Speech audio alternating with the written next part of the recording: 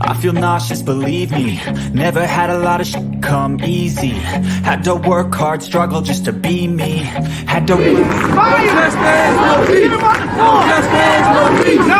and what was left over I put towards my dreaming. But the only thing in life that has meaning are the things you gotta work for, believe me. Take into your hands a plan, your own hands can land your own brand. And damn, I feel like no one takes accountability. They want the credibility, convincingly unwilling to put in the hours it takes to get some power. Don't be f***ing sour, take a cold shower. Scream until you're louder, work until you're prouder. And all the doubters, they're just young downers. I swear to God they all let me down. I can tell you that 7 years after Freddie Gray, that was 2015, spring, April, May.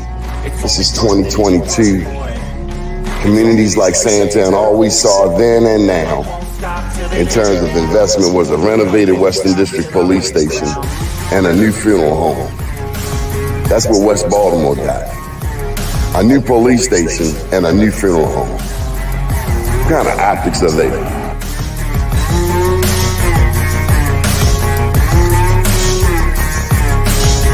Was Freddie Gray any different than 1968 Baltimore riots? Dr. King's passing, killing, murder? Is it the same? No. I mean, I think, well, first of all, people who are doing violence and burning, that's, all of that's the same. But the point is what was the cause and what were they attempting to register? I always fought just to wear the crown. I'm off at these fucking clowns. They deserve it now. It's got next. It's only worth it if you work for it. I won't stop till they hear me now. I won't stop till I wear the crown. I swear to God they don't let me down. I always fought just to wear the crown.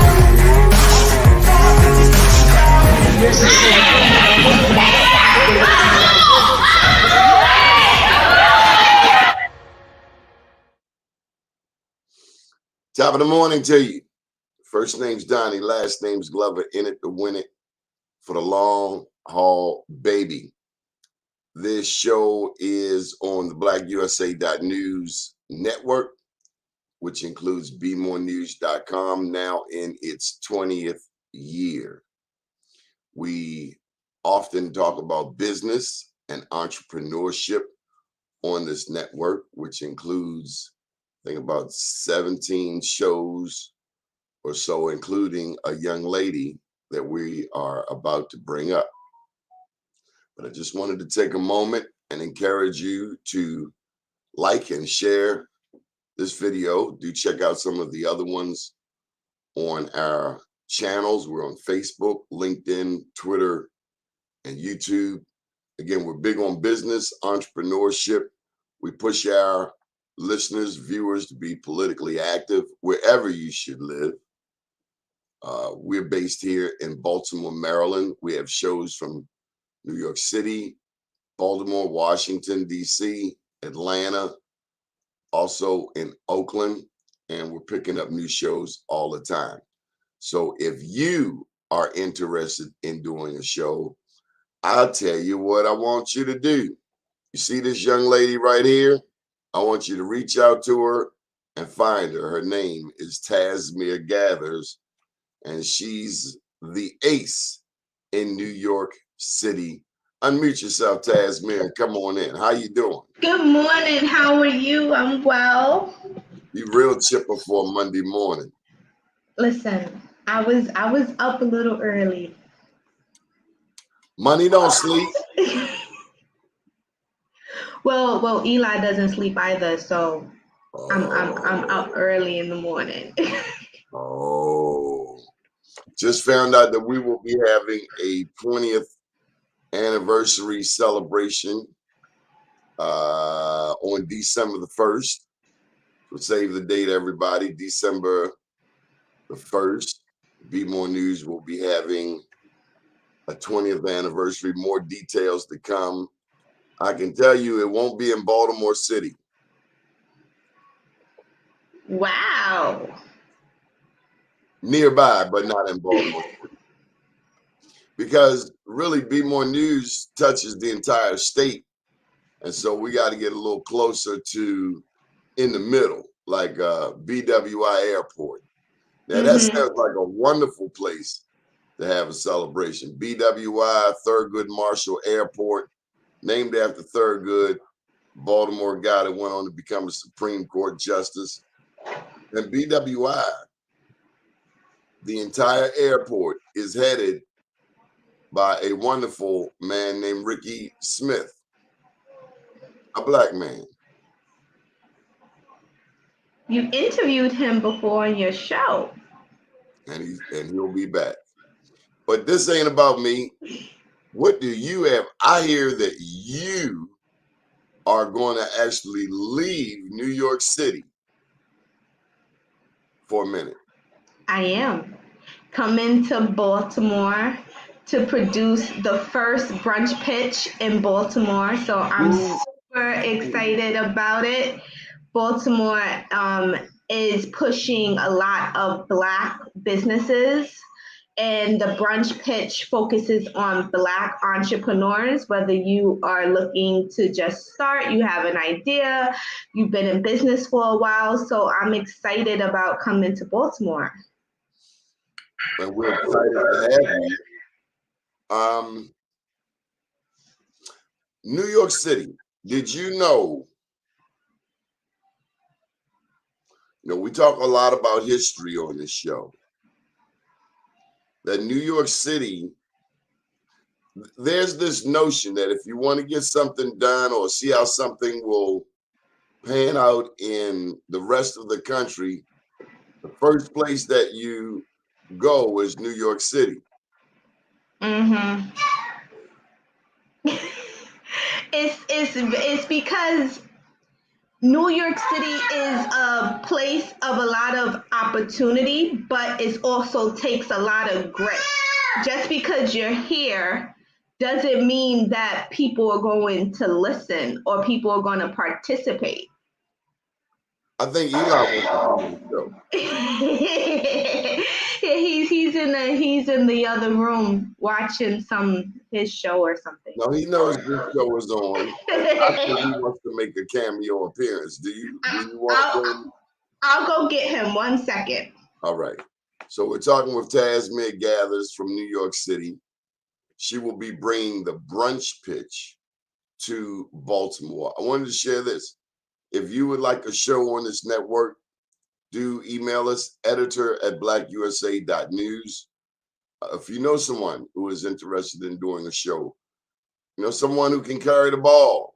We want to have provocative conversations, discussions, covering topics that we need to be talking about. Our finances, our community, the politics, law enforcement, legalities. One of the things that we talk often with our New York family, we talk to them a lot about returning citizens. New York City, Baltimore, we are no strangers to the criminal justice system, unfortunately. So we have to use what we have been super and hyper exposed to begin to come up with some solutions. How to keep our people out of prison. Nothing good happens in prison. That's not a desired destination. That's not a destination of choice. But too often we end up in that clink. There he is, Eli. Say hello. Say good morning. You are getting big, man. Hey, Eli. Say good morning. We missed you, man. That's all right. Man, he's getting big. Yes, he is. You can't hold him in that baby harness no more. No, you see, he's like, I came on, I'm out of here. He walked away. But Okay. we started him young with the whole business acumen. Yesterday, my niece was over and she was asking me some questions, and I'm telling her, and Eli is just like, I know all of this already. You're right. I was with my granddaughter yesterday, and she's about to turn 2. My great niece, when they allow us to see into the future, our children, our grandchildren, we are preparing them for a time that we probably will not see. Mm-hmm. I mean, their lives are supposed to go beyond ours. So anyway, what made you come up with the brunch pitch? Oh, okay. So the DM firm is a boutique business development firm where we focus on the business plan with entrepreneurs and business strategy along with project management. So in my work with the DM firm, I was working primarily with Black entrepreneurs at the time. And I learned that a lot of people didn't really consider pitching unless they were going to go up to Shark Tank. And so they were like, I don't need to pitch. I don't need to do this. I just want to focus on my brand. But we were falling behind because when opportunities would present themselves, they weren't ready to meet the moment. And so during COVID, lots and tons of people became entrepreneurs during COVID, but that meant that more people needed platforms in order to just practice what they're doing and to get feedback. And from seasoned professionals and people in the industry that could really guide you to where you want to go, whether it's a service or it's a product. And so decided to do the brunch pitch when Eli was only 4 months, was when I did the first brunch pitch. Wow. In Brooklyn. Then we moved to Harlem. And then we came back to Brooklyn. We did the finale there in November. And it got so much positive responses around getting the brunch pitch out there. More folks were asking, could we bring it to different cities? I had not considered that. I thought this is going to be a beta and I don't even know how this is going to go. But I feel that the fact that we have a space that is defined for Black entrepreneurs, and I have to stress that because I've had to explain it a lot, that this is a platform for folks that identify as being Black, African American. This is not BIPOC, this is not minority, this isn't underserved communities. It's specifically for Black entrepreneurs because we often don't have spaces where we can go and get feedback. We often have to share spaces with tons of people, which means that we are also excluded from the experience. And so we lowered the barrier of entry to be super low. So we're not asking for EIN numbers, incorporating documents. We don't need to look at your tax returns.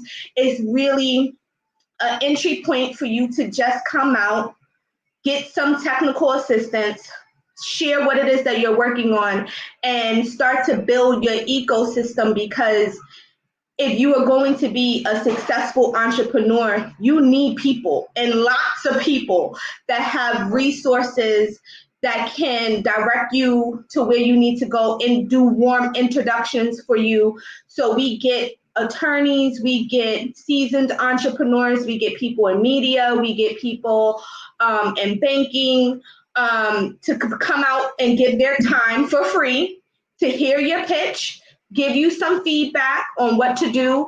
And sometimes you make connections with other entrepreneurs that you didn't even know existed, but they're on the same journey that you're on. So you guys can partner, collaborate, things like that.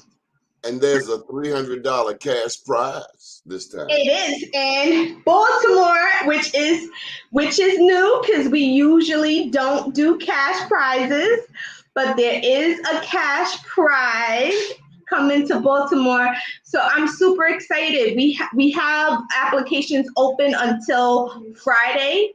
So definitely send us your name, the name of your business, if you're selling a product or a service, what problem your business is solving, And why did you even want to start this business? That's literally all that it takes to enter the competition. You can't get any easier than that. So let's put the details up on the screen. Okay. Good morning, Rico.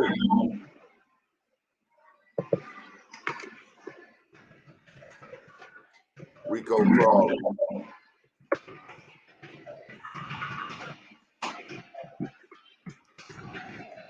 Taz, I want you to take a moment and talk about teamwork.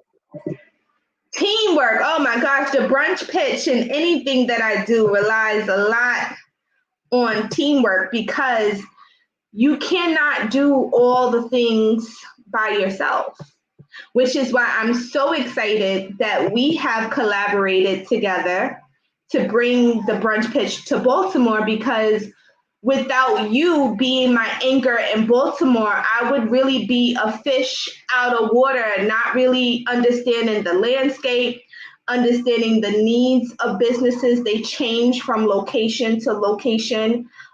Resources, people that they need to meet. Like, how do you even determine who should be a judge if you're not from this city?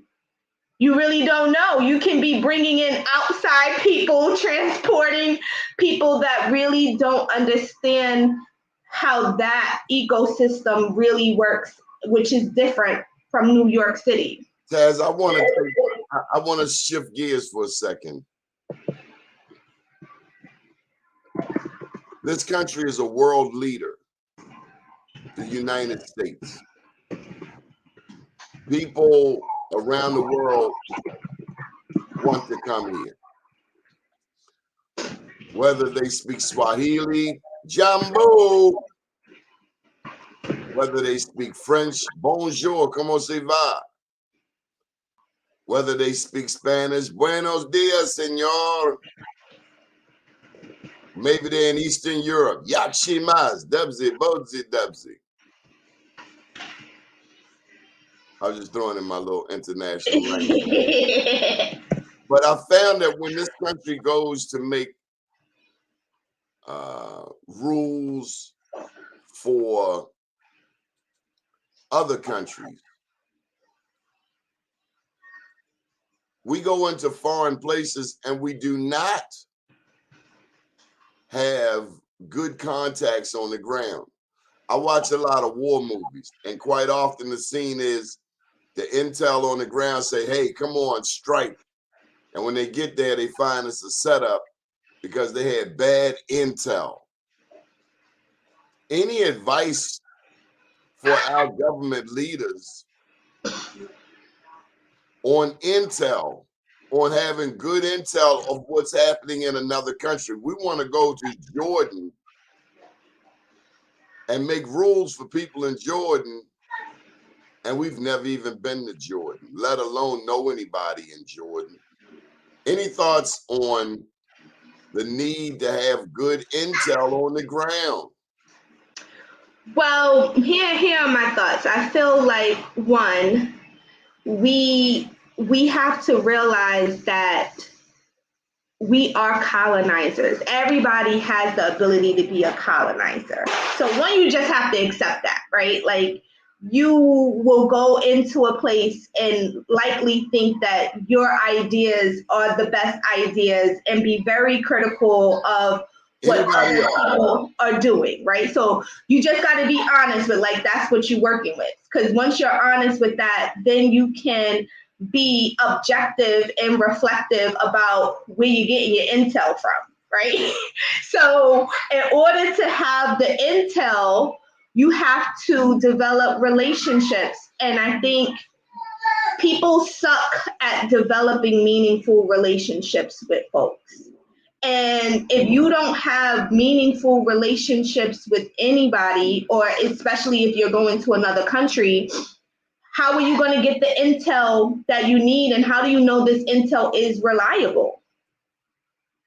And the intel has to encompass like political things, cultural things, history. Oftentimes we go places, we don't understand the history of what happened before that's informing what is currently happening. So there's some research and some due diligence that you have to do.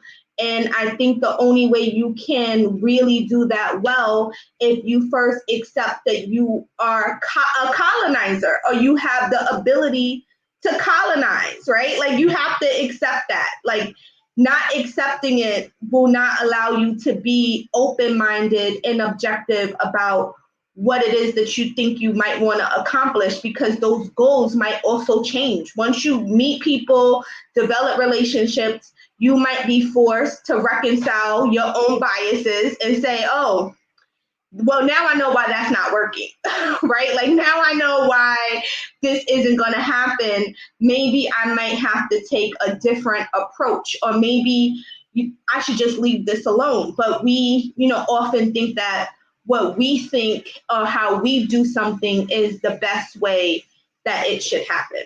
So you know what? This is a shameless plug for my book. As you were talking, it took me back, and we got to get Steve's information there. Shoreline Inc. 2003 at Yahoo. We need to contact Steve. He's just down the road in Norfolk, Virginia. So let me just get that email address down. Shoreline Inc. 2003 Yahoo. So look, we speak English. We speak English because the people who effectively colonized America were British. Mm-hmm. But they weren't the first. Mm-hmm. Over 100 years before the British came to North America, the Spanish were already in South America, and the Portuguese. That's why Brazilians speak Portuguese. And the French. If you go to Louisiana, right downtown, you're going to see French and Spanish influence, along with English. So does the same thing apply, that while the British ended up colonizing America, the first ones who attempted to do so were the Spanish? Case in point, in this book, I write that in Florida was owned by Spain until 1831. That meant that if you were enslaved and you escaped to Florida, they called it La Florida, you could be free. Mm-hmm. So you're right. Every country, every culture, every group may put their own tweak on something. The Spanish came first, but it was the British who finished. And so it's a reminder that it's not always the first one there that wins the Golden Crown. The British had a chance to see how they did it, how the Spanish did it, how the Portuguese did it, and then they came with their own way. I'm not saying which one is better or worse. Slavery is slavery. But in terms of colonizing, there are multiple approaches. If you look at South America, and I'm talking about the transatlantic slave trade, most of South America is Spanish. So that means that Spain was getting a lot of damn gold and everything else out of South America. Mm-hmm. So I don't know. So, but I think it's important to know to be aware, which is why history and world history is so important, because this impacts everything, right? It impacts global economies, it impacts who our allies are, and it allows you to be more critical around information that people are giving you. because if you don't know the backstory, it's to me, history is the same thing as following people's lives, right? Like if you don't know what happened when someone was 5, but it might be showing up when they're 55, right? But because they've lived this life and things have happened, if you don't take the time to want to understand their life, you might just think that circumstances are just happening, which once you actually take the time to understand like where they come from and what they've experienced, you might have a different outlook other than listening to gossip that someone is saying about someone else, right? So we have to do the same thing. We have to, take a step back, try to understand what happened before, why there might be some conflict going on, and then make some sort of informed decision about an opinion around what's going on instead of just accepting whatever someone tells you. So I want to shift gears a tad again. Now, what borough do you claim? I'm from Brooklyn. I'm in Brooklyn right now. A lot of out-of-towners come to New York and think of New York as monolithic. Mm-hmm. Like Brooklyn is the same as Harlem. Oh no. Harlem isn't even its own borough, which is, Harlem has done a lot of propaganda where they make you feel that they are their own borough. Harlem is in Manhattan. Harlem is a community, but it feels and is promoted like its own separate entity. So I'm just saying, it's in Manhattan, 125th Street. 110th Street, I think that's where it starts.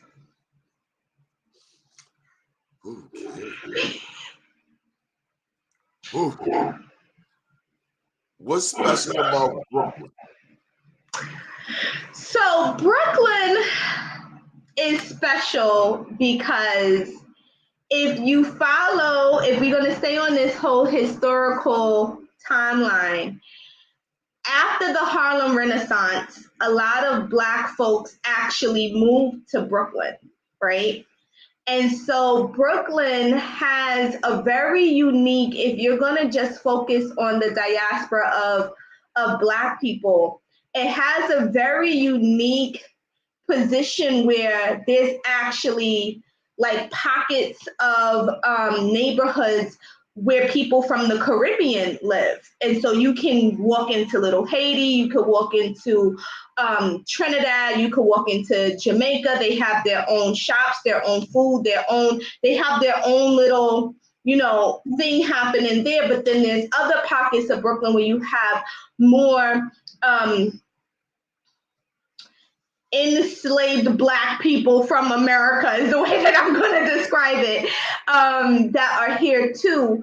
And then you also have African people here. Whereas if we compare to Harlem focuses on mainly formerly ancestors and people that were enslaved here and African people. You kind of missed the Caribbean American experience.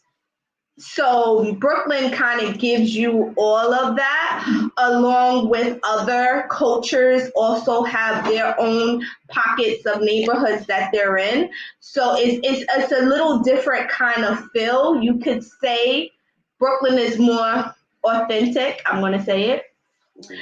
Because we don't have to market to tourists. Like if you're in Manhattan, you're marketing to a lot of tourist people. Whereas if you want like real Caribbean food, you might want to come to Brooklyn for that.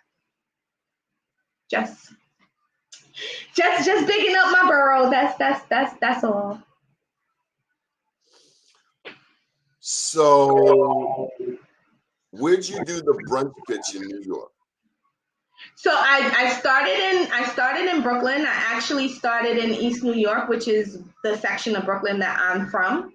It sits right next to Brownsville, that has been very disinvested in.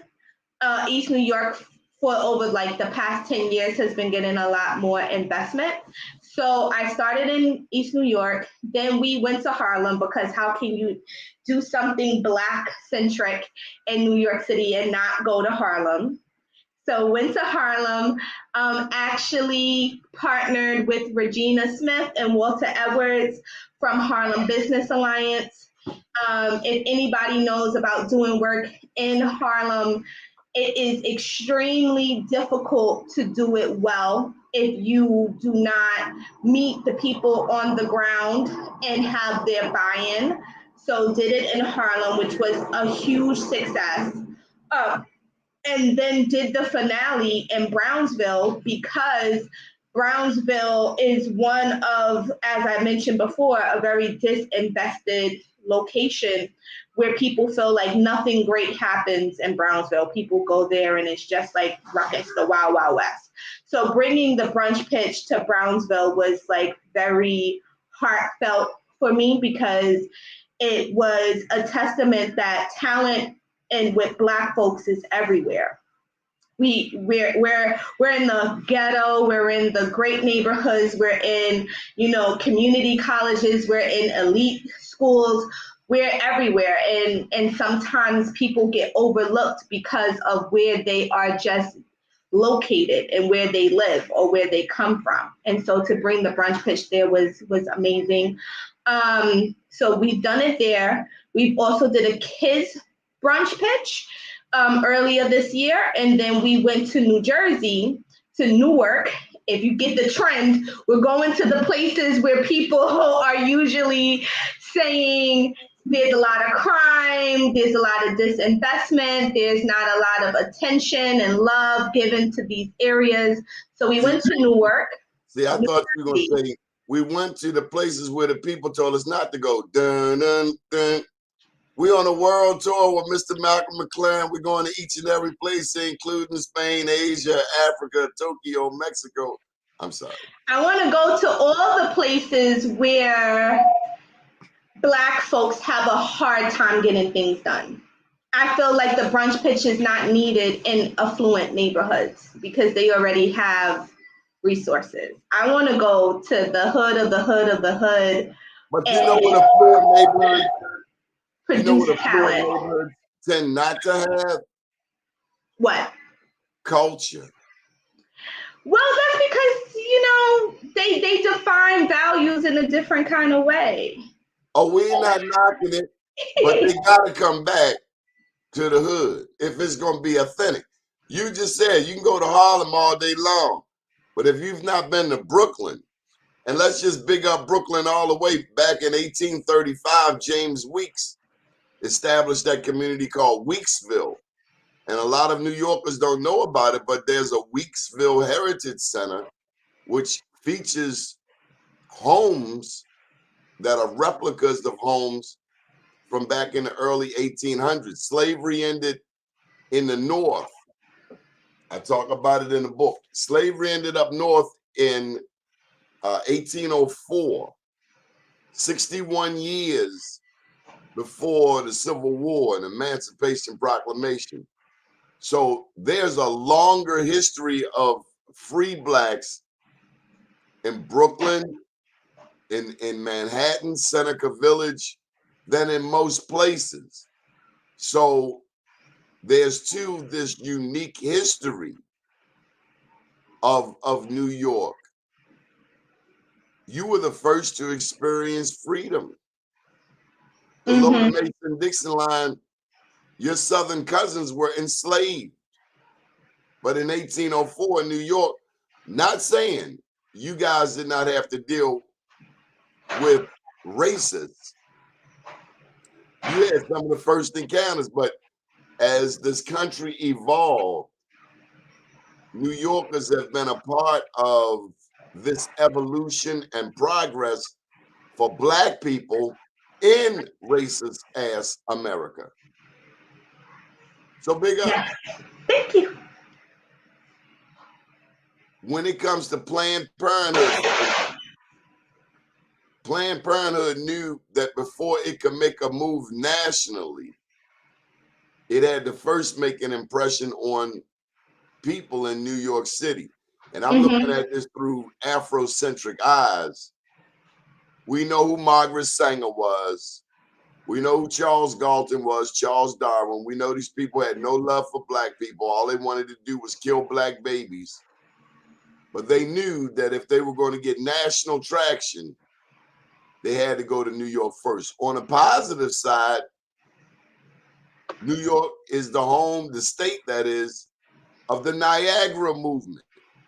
W.B. Du Bois and others at the turn of the century, a lot of black people won't let you forget about the Jews who were part of founding the NAACP, but it started all in Niagara, New York, the Niagara movement.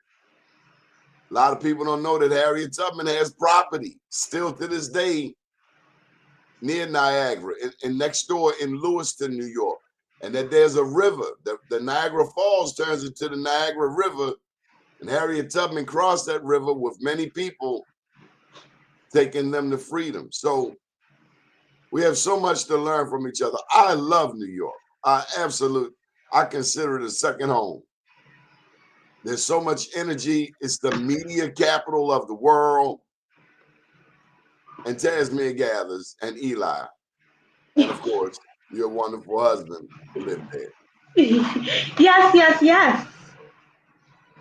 But you know, New York City, for everything that is amazing, has its own set of challenges. And so I think that that's why it's stated that if you can make something work in New York, you probably have something good to take even internationally, because it takes a certain amount of grit, because there's so many roadblocks. If I tell you I have lived in New York City my entire life, I have worked in communities in New York City for my professional career, and still getting people to listen to you is hard. It's hard. You have to really have grit and tenacity in order to make something happen and hold somebody's attention, and even continue to push through when people tell you no, because you get a lot of no's, and no comes in a lot of different forms. And so if you can push through those barriers in New York City, then yeah, you probably have something that is going to be well received somewhere else. Because when I took the brunch pitch to New Jersey, oh my gosh, I was like, you guys love this? Because when I take it to New York, they're like, girl, another pitch competition. What are we doing here? What makes this different? You really have to prove what it is, but to take and then to bring it to Baltimore, and the love that I've been getting so far with just getting people to come on board has not been as challenging as sometimes it is getting people to buy in New York City. See, that's that big more new shotgun. And I couldn't do it without you, Donnie. It's a team. We don't get to do the Black Wall Streets in New York without you. They don't know. I ain't going. If Taz ain't gonna be there, we got to find another date. I want you to tell them about how and why you started your business, the DM Firm. Okay, so the DM Firm started really out of a rebellion. So at the time I was working and I had these ideas, and my boss really wasn't interested in trying a lot of my ideas. She was more committed to her own ideas. And so I started testing things out on my friends who were aspiring entrepreneurs, and they really convinced me to try to turn this into a business. And I was very reluctant in the beginning because I was of an employee mindset. Like, I just work a job and collect my paycheck. I am not an entrepreneur. But they kept pushing me. I actually called one of my previous clients from another job that I had worked on, and I was telling people like, hey, I'm thinking about doing this freelancing. And he actually got me my first client, and my first client refused to pay me if I didn't have a business. And so she actually forced me to incorporate and create an entity so I could get paid. So that was the motivation behind actually starting the DM firm. I need you to say that again. I need you to say that again. That my first client actually wouldn't pay me unless I had a business. And so here I was, my friends were pushing me to become an entrepreneur. I had landed a client. I wasn't going to be able to get payment unless I had an LLC. So I bit the bullet and I invested the money. It was to start my LLC. And then she paid me. And so once she paid me, she actually stayed my first client for 2 years. And I tested and reworked a lot of different. An award? Excuse me? Did we ever give her a Black Wall Street award? No, we didn't. Not yet. Oh, put that on the list. We need to knock that off. And so I built my company while I was working full time. It gave me the ability to really listen to what my customers were saying they wanted and what my skill set was. So I was very transparent that I'm not going to be able to do all the things well. So what is it that they're asking me for that I can actually do well? And what started to bubble up was that my clientele didn't have business plans and they didn't understand business strategy. And so I created that as my niche, and just kept plugging away. And then I was faced with a decision to make, which was actually a really hard decision because I had started my company. I wasn't making a whole lot of money, but I was making money and I had a job. And I didn't want to work at my job anymore. And so again, because I was in an employee mindset, I at first thought I'll go get a new job. And so I called my best friend and I said, hey, I don't want to be here anymore. I think I'm going to apply for another job. And she's like, I think you're crazy because you started your business. Why wouldn't you just, quit your job and work for yourself? And I was like, because I'm not no entrepreneur. What are you talking about? And so what she said to me stuck with me. She said, listen, you already know what it feels like to work a job. And you can go get a job whenever you want to get a job. But you don't know what it feels like to be an entrepreneur. So what happens if you become an entrepreneur and it doesn't work? You'll just go get a job and you already know what that feels like. But if you become an entrepreneur and it works, that's a life that none of us really know, like what's gonna happen.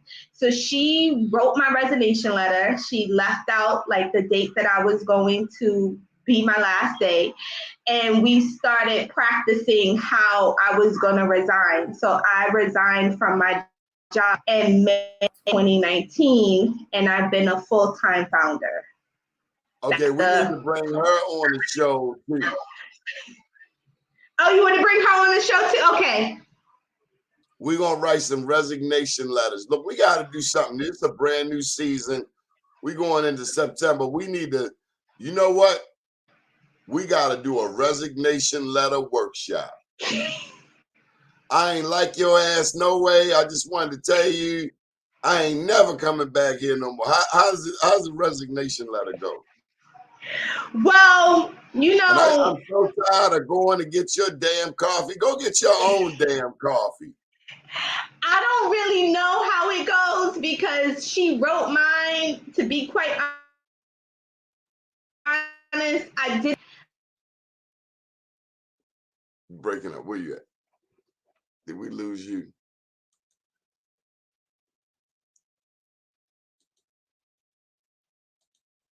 Write your resignation letter. And look, somebody got to work a job. I'm not saying everybody is has to start a business. I have something to pitch. What should I do? My man out there in Oakland, Kamal Hubbard. Taz is clearly having some technical difficulties. Kamal Hubbard, we miss you, Kamal. Kamal started on this network, and then some big famous network picked him up. But at least he stops by every now and then to throw us a couple of doggy treats. So thank you, Kamal. Thank you for teaching us about NFT, non-fundable tokens. We miss you, Kamal. You got to come back, Kamal. Kamal was teaching us all about cryptocurrency. And Kamal, I want you to know I do have an investment I can tell you about today. Yes, Michael Haney, we're going to do the resignation letter workshop. Yes. Dear ma'am, I am no longer willing to suffer at the abuse of your sorry employership. I'm tired of you talking smack about people. Kamal is the man. Yeah, so how about that? A resignation letter workshop. I love it. I love it. So that looks like it's going to be, that's it for today. I do want to encourage you to check out bemorenews.com and also blackusa.news. I'm not sure what Michael Haney's trying to communicate. Great, I'll be back. He's, the guilt trip worked. Happy for all the contributors. Kamal Hubbard out there in the Bay Area. I told y'all we have contacts on the Bay Area. Taz made so many wonderful points. What I really heard her say was get out your comfort zone, get out your own way. Stop asking about what can go wrong and think about what can go right. Stop thinking about what can go wrong and start thinking about what can go right. Pharaoh, stop thinking about what can go wrong and think about what can go right. Pharaoh looking at me like I done lost my cotton picking mind. We do that. We self-sabotage. We have everything right in place. All we got to do is show up. 90% of this thing is just showing up. Just show up. You'd be surprised because so many people don't show up. Sometimes showing up is all you got to do. I remember when my son was transitioning from high school to college, and he felt he was, I hope he doesn't get mad at me telling this story. Not that he can beat me, but I want to respect his life. But he thought that he didn't have quite enough talent to play for Towson. And this is what I know. This big dog talking. If you keep showing up for whatever position, if that's what you want to do, keep showing up. I guarantee you, one day, the star ain't going to show. Anything could happen. They might just get tired of playing football.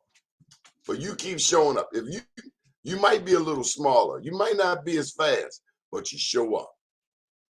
There's always going to be someone faster, stronger, bigger, badder. So what? Speaking of Brooklyn, Biggie Smalls got a lyric. He said, imagine me being afraid of somebody else that breathes the same air as me. Imagine me saying to my God, you didn't give me enough. You gave so-and-so more than what you gave me. So therefore, I'm predestined not to be as successful as them. What kind of hogwash chicanery is that? I remember, and this is no slight on anybody. I'm just telling you the truth. A young lady told me this is a white man's world. What did she just say? Ain't no white man make the world. God made the world. You have all kinds of people on the planet. Black, white, Asian, people from the Middle East. And you can't even make that. Those are just broad categories. You get up into Russia, my God, several former Soviet republics, from Ukraine all the way to the different Uzbekistan, Kazakhstan, where the world globe at? I mean, and then from Russia, you got China and the various Chinese and Asian cultures, from the Philippines to Vietnam to Cambodia. This world is for who? This world don't belong to no man. This world belongs to those who go out there and get it. My big challenge with living in America is the visuals, the imagery, and that's why I do media. Because quite often in this country, I was thinking to myself watching television last night, as a black man watching television, I don't see me. I don't see people who talk like me, who sound like me, and generally speaking, who think like me. I see people that may have my same complexion, but I really don't want to listen to people who are trained to speak to us a certain kind of way because it's more mainstream and more palatable, and it makes other people feel comfortable. That ain't me. This is Be More News, Black USA. We come into our people from our perspective and our own vernacular so that we can help empower and help grow our community. That's why we do media. We must have black media. This event we're planning for the 20th anniversary of Be More News, it's significant in that we are celebrating having our own voice. Because when we don't have our own voice, when we don't have a blackusa.news, a Be More News, then we allow other people to speak for us. And they can't speak for me. They don't even know my history. Quite often, they don't even know their own history.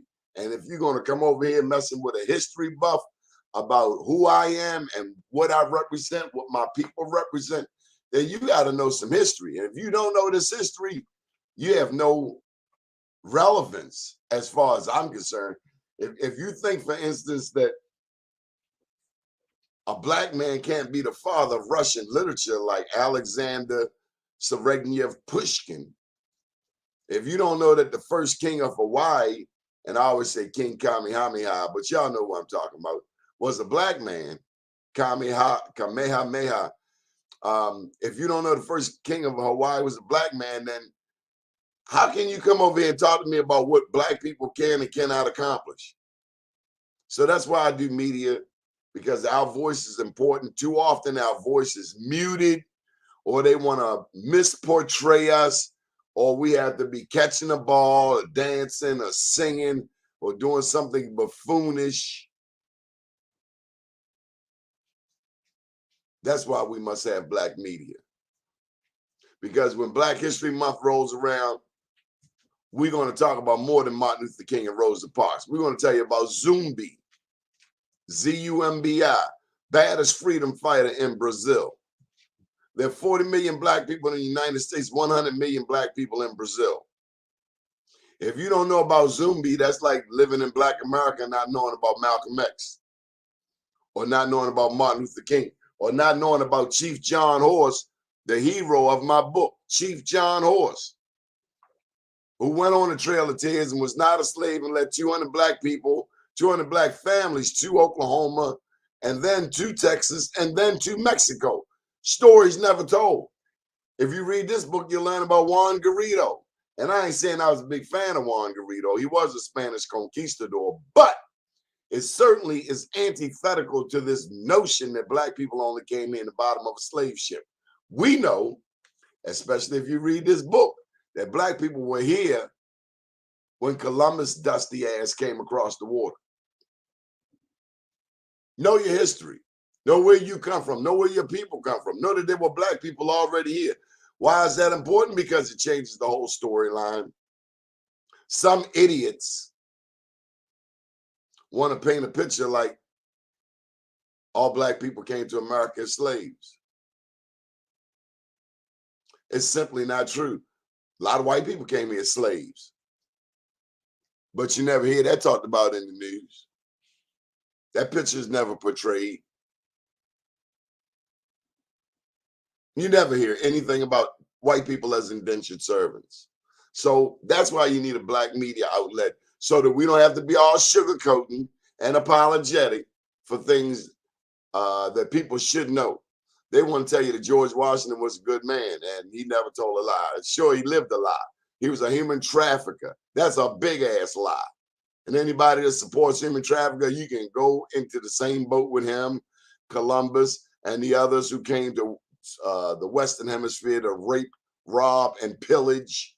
People were nice to you, gave you corn, and you give them smallpox in return. What kind of diabolical, insidious evil is this? And then these same people want to talk about teaching democracy to the rest of the world.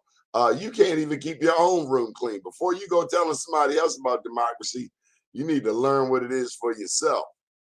America, the beautiful.